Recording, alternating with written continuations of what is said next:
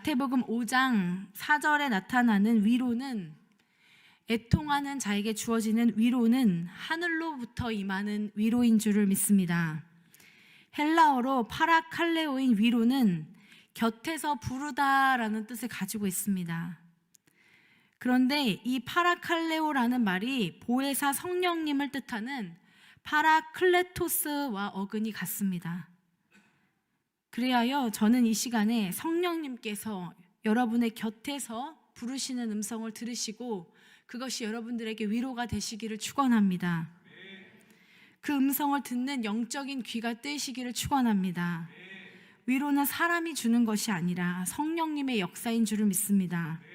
세상의 위로는 일시적으로 소멸되지만 성령님께서는 여러분들의 곁에서 영원토록 함께 하시며 동행하시는 분이십니다. 그리하여 요한복음 14장 26절부터 27절의 말씀을 통해서 예수님께서는 말씀하셨습니다. 우리 함께 읽겠습니다. 보혜사 곧 아버지께서 내 이름으로 보내실 성령, 그가 너희에게 모든 것을 가르치고 내가 너희에게 말한 모든 것을 생각나게 하리라. 평안을 너희에게 끼치노니 곧 나의 평안을 너희에게 주노라. 내가 너희에게 주는 것은 세상이 주는 것과 같지 아니하니라. 너희는 마음에 근심하지도 말고 두려워하지 말라. 아멘. 이것이 하나님의 말씀이십니다. 이것이 오늘 성경이 여러분에게 주시는 확실한 말씀인 것입니다. 이스라엘에는 실제로 갈릴리 호수 북서부 쪽에 복의 산이라고 불리는 곳이 있다고 합니다. 이곳에서 예수님의 산상수훈 말씀이 전해졌을 것이라고 예측하는데요. 그곳에는 실제로 작은 언덕에 이렇게 있는 산에 팔복교회라는 교회가 있습니다. 그 교회의 지붕에는 산상수훈에서 전해지신 그 8개의 복을 상징하는 팔각형의 구조로 되어 있고, 내부의 8개의 유리창에 라틴어로 팔복의 내용이 하나씩 새겨져 있다고 합니다. 한 번쯤 보고 싶으시죠? 정말 그 교회에서 예수님이 산상수훈의 말씀을 전하신 것은 아니지만 실제로 그 교회 옆에서 아래를 바라보고 있으면 여러분들이 저를 내려다보시는 것처럼 극장식 구조로 편안하게 말씀을 들을 수가 있게 됩니다. 신방 중에 한 집사님께서 저에게 우리 교회 본당 구조를 보았을 때 퍽 인상 깊었다는 말씀을 들은 적이 있습니다. 고전적인 교회에서는 말씀의 권위, 목회자의 권위를 세우기 위해 강대상을 높이기 마련인데 극장식 구조로 지어진 것을 보고 성도님을 배려하는 마음처럼 느껴졌다고 하십니다. 오늘 말씀을 읽으며 산에서 말씀을 전하신 예수님을 저도 생각해 보니 제자들이 편하게 앉아 말씀을 전할 수 있도록 돕기 위해 아래에서 제자들이 위에 앉아 볼 수 있도록 전하시지 않았을까 하는 생각이 들었습니다. 만약에 거꾸로라면 제자들이 뒤로 이렇게 쓰러지는 그런 모습이 되었겠지요. 제자들은 복의 산에서 들려졌을 예수님의 말씀에 귀를 기울이며 세상과 다른 말씀에 매우 놀랐을 것입니다. 그리고 그때는 당신은 완전히 이해하지 못했을지라도 평생을 살면서 이날 전해진 말씀의 내용과 풍경이 계속해서 가슴에 울렸을 것입니다. 우리도 오늘 말씀에 귀 기울이며 자리를 떠나서도 이 말씀이 계속해서 울리기를, 끝내는 이 팔복을 여러분들이 반드시 누리시는 성도님들이 되시기를 축원합니다. 그러기에 우리는 이제 세상의 복을 바라던 마음에서 돌이켜서 방향을 돌려서 영적인 복에 욕심을 내야 합니다. 오늘은 지난주 들었던 그 가난과 애통에 이어지는 복, 온유의 말씀을 나누려고 합니다. 5절 말씀을 우리가 함께 읽겠습니다. 시작. 온유한 자는 복이 있나니 그들이 땅을 기업으로 받을 것이미요. 온유는 한자 그대로 하면 따뜻하고 부드럽다라는 뜻을 가졌습니다. 그래서 우리는 흔히 온유한 사람은 얼굴에 부드러운 인상을 가지고 배려심이 많고 공격적이지 않고 표정과 말씨가 적당한 사람을 가리켜 온유라는 단어를 사용합니다. 한번 주위를 살짝 둘러보실까요? 누가 이렇게 가장 온유하신가? 그래서 저도 온유하고 싶은 사람이 되어서 그 둘째를 임신했을 때 태명으로 온유를 지었는데 키우면서 얘가 왜 아닌 것 같지? 이런 생각이 이름을 잘못 줬나? 이런 생각이 들었습니다. 그리고 제가 이거를 시작하기 전에 너무나 황당한 사건이 있었어요. 제가 설교를 이렇게 쫙 쓴 다음에 탈고를 한 2-3번을 하는데 갑자기 이게 왜 그런지 모르겠지만 노트북에서 되돌릴까요? 이렇게 물어보는 거예요. 그래서 제가 평소 같았으면 잘 생각하고 취소 이렇게 눌렀을 텐데 되돌림을 딱 눌렀어요. 그러니까 정말 탈고 직전으로 되돌아간 거예요. 그래서 안 돼 막 하고 그러다가 갑자기 노트북이 충전이 돼 있다가 이제 마지막 배터리를 하면서 딴딴딴 딱 꺼진 거예요. 그런데 한 목사님이 잠깐만 내가 한번 도와줘 볼게 막 하는데 갑자기 신경질이 나면서 잠깐만 내가 알아서 할게 이러면서 하는 제 모습을 보며 저도 나는 온유하려면 한참 멀었다 라는 생각이 들었습니다. 이렇게 온유가 성품이라면요 정말 죽기까지 얻기 어려운 것이 온유입니다. 예수님께서 말씀하시는 온유는요 근데 우리가 생각하는 그런 성품의 온유와는 다른 것입니다. 얼마나 다행입니까? 우리에게 또 다른 기회가 주어졌습니다. 성경 속 온유는요 헬라어로 프라우스입니다. 이건요 야생 상태에 있던 그 야생마가 주인의 손에 잘 길들여져 있는 상태를 말합니다. 주인에게 길들여져서 주인의 통제를 받을 수 있는 상태가 된 것을 의미하는 것입니다. 우리의 주인은 누구십니까? 예수님이시죠. 그렇죠? 우리가 야생마 같던 우리가 내 마음대로 생각하고 내 마음대로 말하던 우리가 주인이신 예수 그리스도에게 길들여지고 훈련되어져 주님께서 원하시는 대로 말하고 순종하는 그 경지에 이르게 되는 것, 그것이 바로 온유인 것입니다.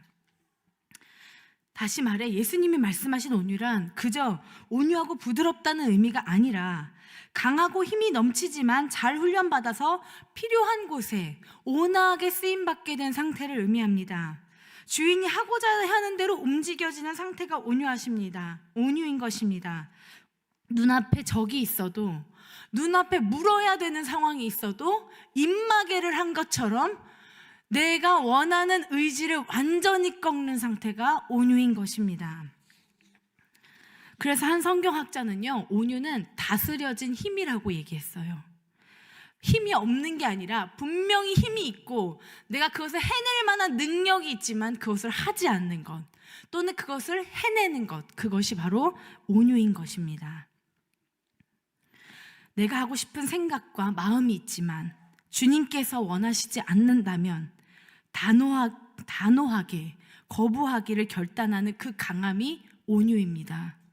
내가 하고 싶은 말과 행동이 있어도 주님이 원하시는 말과 행동을 선택하는 것이 온유인 줄을 믿으시기 바랍니다. 그런데 이런 말씀을 들으니까 어떤 생각이 드세요? 온유하실 수 있을 것 같은 생각이 드시나요? 저는 이걸 듣고 이거를 이렇게 말씀을 준비하니까 세상의 온유보다 더 어렵다는 생각이 들었어요. 이건 정말 불가능하다.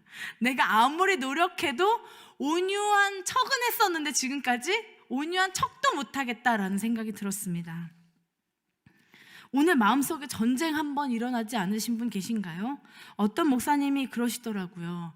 예수님께 은혜를 구하기 위해 나왔는데 예배를 드리기 전에도 싸우고 왔고 예배를 드린 후에도 싸울 예정이라고요. 너무 내 얘기 같죠, 그렇죠? 그러니까 예수님의 말씀하시는 온유는 내 노력으로는 할 수 없는 거예요. 그냥 내 손을 떠난 그 온유인 거예요. 그래서 성경이 이 온유를 저번 주에 말씀드렸던 그 심령이 가난한 자의 그 가난이라는 용어와 동의어로 사용하기도 해요. 시편 37절 11절 말씀입니다. 같이 한번 읽어볼까요? 시작. 그러나 온유한 자들은 땅을 차지하며 풍성한 화평으로 즐거워하리로다. 아멘. 다윗의 고백인 이 시편 37편은 히브리어 번역을 하면요, 이 온유라는 단어가 아나위임이라는 가난이라는 뜻이에요. 그러니까 그러나 가난한 자들은 땅을 차지한다, 이 말이에요. 그런데 이 가난이라는 용어가 이사야 61장 1절에도 나오거든요. 우리 같이 읽겠습니다. 시작. 주 여호와의 영이 내게 내리셨으니 이는 여호와께서 내게 기름을 부으사 가난한 자에게 아름다운 소식을 전하게 하려 하심이라. 나를 보내사 마음이 상한 자를 고치며 포로된 자에게 자유를, 갇힌 자에게 노임을 선포하며.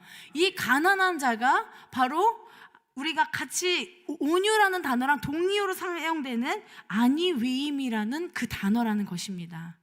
온유한 자는 아름다운 소식을 전하게, 온유한 자에게 아름다운 자의 소식이 들리고 가난한 자에게 그 아름다운 소식이 들린다고 하고 계십니다. 이 가난을 뜻하는 그 히브리어 용어는요, 너무 용어를 많이 하는 것 같아요. 이건 지나갈게요. 우리 자신이 하나님 없이는 살 수 없는 태생적으로 가난한 사람임을 깨달은 사람, 오직 예수님만이 내 구원이 되시기에 애통하며 그분만을 바라보는 사람이 바로 천국을 소유하는 자이고 하늘의 위로를 얻는 사람입니다. 그리고 그런 자신의 가난을 아는 사람은요, 타인을 대할 때에 나타나는 태도가 있는데 그것이 바로 온유인 것입니다. 내가 너무 가난한 걸 알아서, 내가 너무 애통하지 않으면 살 수 없는 사람인 걸 알아서 타인을 대할 때도 타인의 가난함과 애통이 보이는 사람, 그래서 나타나는 태도, 그것이 바로 온유인 것입니다. 그러니 온유는요, 성품이 아니라 십자가의 은혜로 처리된 그런 양상이에요. 제가 어렸을 때 잠깐 변호사가 되고 싶었다는 생각이 들었어요. 제가 어렸을 때 말로 엄청 잘 싸웠거든요. 그래서 엄마한테 그런 얘기를 한 적이 있대요. 엄마, 걔가 그렇게 공격을 하면은 나는 이런 식으로 하면 돼. 걔가 했던 말 똑같이 반복하면서 근데 왜? 막 이런 식으로 하면 돼 하면서 그 말싸움의 기법을 엄마한테 막 얘기를 했다는 거예요. 제 소원이 변호사가 돼서 여러분들한테 한번 말씀을 드린 적이 있는데, 결혼 3번 하고 3번 직접 제가 변호해서 이혼한 다음 그 위자료로 고아원을 차리는 것. 그래서 근데 이제 직접은 그 변호하기가 어렵다는 얘기도 들었어요. 근데 저는 그랬어요. 제가 할 말을 하는 것이 참 자랑스러웠어요. 다른 사람이 저에게 상처를 줬을 때 저는 그 사람에게 어떻게 해서든 그것을 알게 해야 된다고 생각했어요. 그리스도인이라고 해서 꿀릴 필요 없다고 믿었어요. 알아야지, 걔가 그렇게 말했는데 알아야지 라고 하는 게 제 생각이었습니다. 그런데 우리 주 예수만교 성도님들하고 지내보니까요, 제가 힘들더라도 그 티를 성도님들한테 내고 싶지 않다는 생각이 드는 거예요. 어쩔 때는 저도 힘들 때 있죠. 막 어떻게 할 수 없는 그런 마음이 있죠. 그런데 정말 말도 안 되는 억울한 일을 당할 때에도 굳이 그것으로 다시 성도님을 아프게 하고 싶진 않더라고요. 저는 그게 예수님이 저에게 주시는 예수님의 마음인 것을 알게 되었습니다. 그런데 어떤 성도님들을 보면 그런 온유함을 단호하게 거부하시는 분들이 보입니다. 제가 하고 싶은 말을 하는 것이 자랑스럽다고 생각하고 뱉고 나서 속 시원하다고 생각하고 그 말에 대한 일말의 거리낌이 없으신 성도님들을 볼 때 화가 나고 어떻게 해주고 싶다기보다 너무너무 안타깝고 불쌍하다는 생각이 듭니다. 그분처럼 안타까우신 분이 저에게는 없어요. 왜냐하면 저도 경험해봐서 아는데 그 마음이 스스로 지옥을 선택하는 마음이거든요. 내가 하고 싶은 말 다 한다고 행복하지 않거든요. 내가 하고 싶은 생각 내 마음으로 다 전한다고 절대 행복해지지 않습니다. 심령의 가난함을 거부하고 가슴 찢어지는 애통을 거부하고 물 수 있지만 물지 않고 입에 재갈을 물린 온유함을 거부하면 행복하기 어렵습니다. 가난과 애통과 온유를 말씀하시는 예수님의 마음은요, 여러분이 예수님 안에서 참 복을 누리기를 원하시는 마음이에요. 그래서 항상 그 마음을 빨리 내려놓으실 수 있기를, 참 행복을 붙잡는 성도님이 되기를 날마다 기도하는 것입니다. 성경 속에서 가장 온유하기로 유명한 사람은 바로 모세입니다. 하나님께서는요, 민수기 12장 3절에서 이 사람 모세는 온유함이 지면의 모든 사람들보다 더하다라고 말씀하셨어요. 모든 사람들보다 온유함이 가장 좋은 사람, 그 사람이 모세인 것이죠. 그런데 이 말씀을 하시게 된 12장, 그 민수기 12장의 배경이 너무 슬퍼요. 모세가 아내 십보라가 죽은 후에 재혼을 했거든요. 근데 그 옆에 나라 사람이 구스 여자랑 결혼을 했어요. 그런데 그것으로 형 아론과 누이 미리암이 막 모세를 비방한 거예요. 막 욕한 거예요.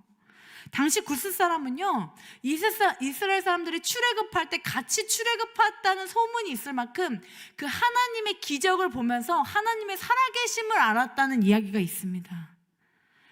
그런데 어찌되었든 그 아론과 미리암의 대화는요, 3인칭으로 이루어져 있어요. 걔가 막 이러면서, 그러니까 뒷담화를 한 거예요. 모세가 어떤 모세입니까? 파라오의 정책 때문에 아기 시절에 가족으로부터 버려진 그런 아기였어요. 궁징 생활을 했지만 이후에 40년간 광야 생활하며 얼마나 외롭고 가족이 생각났겠습니까? 미리암은 또 어떤 미리암입니까? 어떤 누나지요? 자기 동생이 나일 강가에 버려지고 어떻게 되는지 살펴보기 위해 그 뒤를 쫓아갔던 그 누나가 아닙니까? 그런데 나를 제일 알만한 사람이, 제일 나를 이해할 것 같은 사람이 나를 비난하고 욕하고 있는 거예요. 그러면서 하는 말이, 여호와께서 모세와만 말씀하셨느냐? 우리와도 말씀하시지 않았느냐? 모세만 하나님이 사랑해? 라고 말하고 있는 것입니다. 그 미묘한 하나님을 향한 질투 때문에 가족애를 포기하고 뒷담화를 하는 그 여기에서 나오는 말씀이 바로 모세의 온유함이 지면의 모든 사람들보다 더하더라 하신 말씀인 것입니다. 그러니 모세는 주님의 온유함을 가지고 입에 재갈을 물리고 아무 말도 하지 않았던 거예요. 할 말이 있지만. 모세는 원래 벽돌로 자기 민족을 괴롭히는 사람을 살해할 만큼 야생마 같은 사람이었죠. 그러나 광야 생활 기간 동안 자신의 가난을 깨달았습니다. 그리고 출애굽 기간에 계속해서 불평하고 때로는 자신조차 돌을 던져서 죽이려고 하는 백성들을 보며 하나님의 애통함을 가지게 되었습니다. 그러니 타인을 볼 때도 그들의 가난을 보는 마음, 그들의 애통을 보는 마음이 생긴 것이지요. 그래서 내가 하고 싶은 생각과 마음이 있지만, 내가 할 수 있는 말 있지만 하나님이 원하시지 않는 것이라고 생각하고 단호하게 거부한 것입니다. 그러나 여기에서 꼭 기억해야 할 말씀이 있습니다. 민수기 12장 3절 말씀입니다. 같이 읽겠습니다. 그들이 이르되 여호와께서 모세와만 말씀하셨느냐 우리와도 말씀하지 아니하셨느냐 하매 여호와께서 이 말을 들으셨더라. 여호와께서 이 말을 들으셨더라. 하나님께서 그들의 말을 듣고 계신다는 것입니다. 민수기 12장 4절부터 7절 말씀도 같이 읽어볼까요? 시작. 여호와께서 갑자기 모세와 아론과 미리암에게 이르시되 너희 세 사람은 회막으로 나아오라 하시니 그 세 사람이 나아가매 여호와께서 구름 기둥 가운데부터 강림을 하사 장막문에 서시고 아론과 미리암을 부르시는지라. 그 두 사람이 나아가매 이르시되 내 말을 들으라. 너희 중에 선지자가 있으면 나 여호와가 환상으로 나를 그에게 알리기도 하고 꿈으로 그와 말하기도 하거니와 내 종 모세와는 그렇지 아니하니 그는 내 온 집에 충성함이라. 아멘. 주님 다 알고 계셨던 거예요. 이리 와봐. 사자 대면해. 내 얘기 들어봐. 내가 상황 정리해 줄게. 얘 나한테 정말 특별한 존재거든.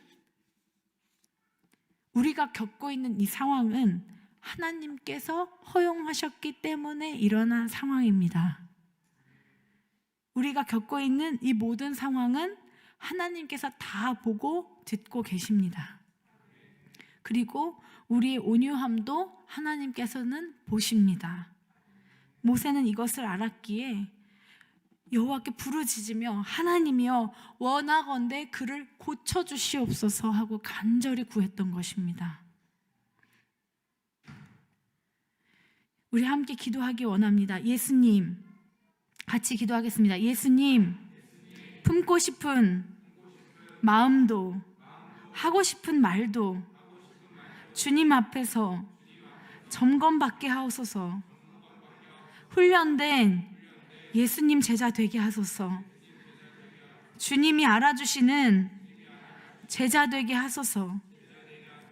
오늘 말씀에서 예수님께서는 이런 온유한 자들에게 땅을 기업으로 차지하는 복을 받는다고 말씀하셨습니다. 다시 한번 5장 5절 말씀을 같이 읽겠습니다. 시작. 온유한 자는 복이 있나니 그들이 땅을 기업으로 받을 것이미요. 아까 읽은 다윗의 시편 37편 11절도 다시 한번 읽어볼까요? 시작.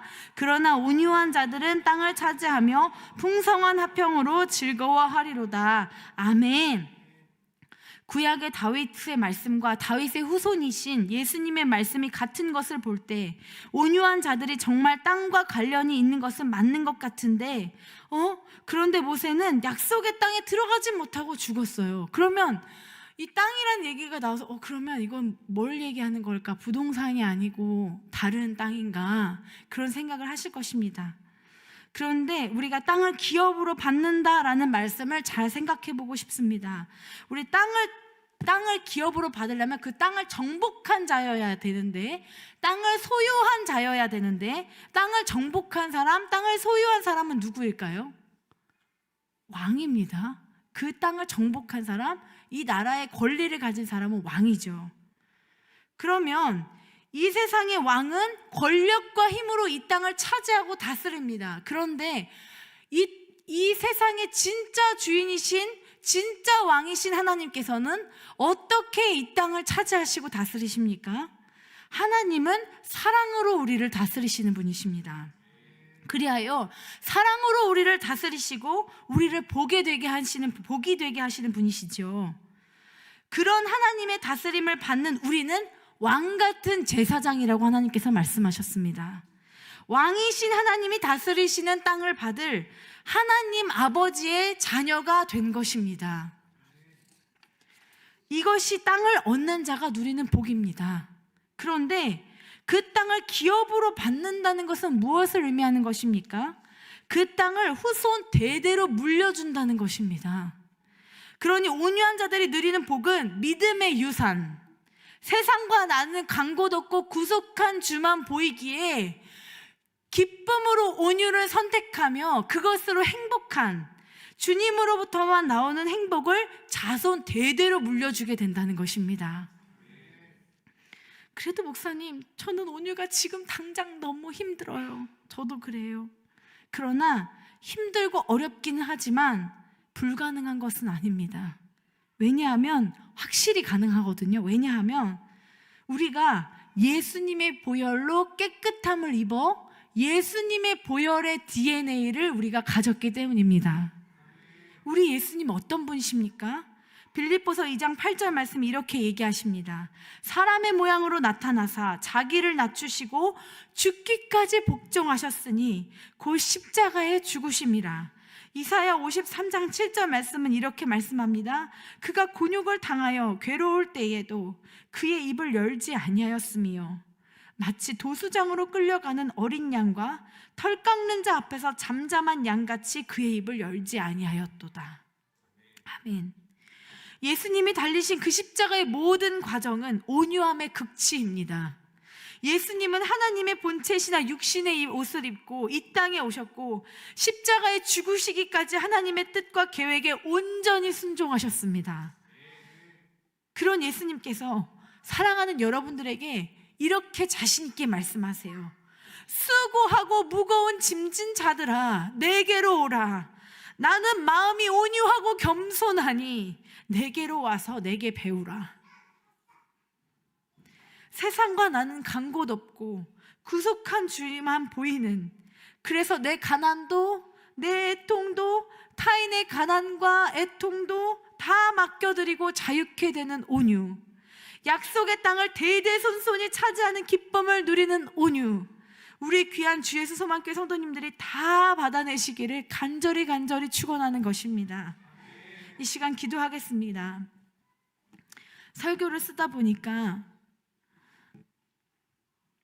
온유를 위해 제일 필요한 것이 뭘까 생각하니, 그것은 내가 스스로는 온유하게 될 수 없는 존재임을 인정하는 것이라는 생각이 들었습니다.